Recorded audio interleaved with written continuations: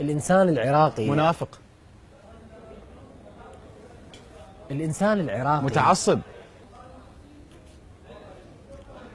الإنسان العراقي أبد ما راح يصير براسك خير. يابا نريد نشتغل من رخصتك أخويا. أنت كذلك ما راح يصير براسك خير.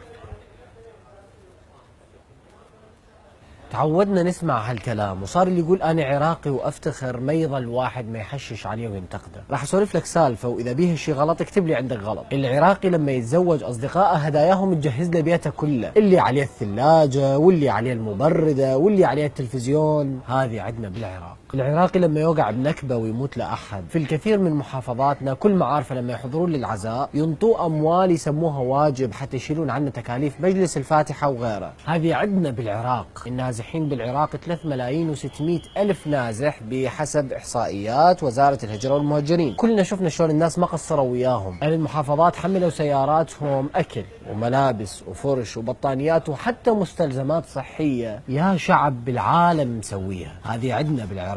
كلش عادي عندنا لما واحد عنده مناسبة وبيته صغير جيرانه يعطيه بيته، مرة يحول بيته مطبخ للضيوف، مرة مكان قعدة واستراحة، مرات حتى يهيئ له بيته بس للمغاسل والصحيات. هذه عندنا بالعراق. مستحيل تشوف لك شايب سيارته عاطلة بالطريق ما تصفط سيارتك وتنزل له. حج نساعدك، محتاج شيء نوقف وياك نوصلك للبيت. هذه عندنا بالعراق. حتى للأموات أكو وفاء. مستحيل تمر عليك فترة طويلة وانت ما زاير قبور أمواتك، ودائما تشوفنا نطبخ أكل ولو كمية بسيطة ونوزعها بثواب أمواتنا اللي ربما صار لهم 20 أو 30 أو 40 سنة متوفين. هذه عندنا بالعراق. بالمناسبات الدينية الكرم العراقي يبين على أصوله. لما يجون ملايين وهم ما جايبين وياهم لا أكل ولا شرب ولا حتى مفكرين بسكن أو فنادق. هذه عندنا بالعراق. خل أفاجئك شوية، ما حد قالوه بالأمريكي سوى دراسة عن أكثر الشعوب عاطفة بالعالم. العراق طلع الأول عربيا والسابع عالميا. الدراسة نشرتها ذا اندبندنت البريطانية. بعد موقع تارجت ماب سوى دراسة تحليلية بإشراف عالم النفس البريطاني ريتشارد لين عن أذكى شعوب العالم. العراق طلع مركز 20 عالميا والأول عربيا.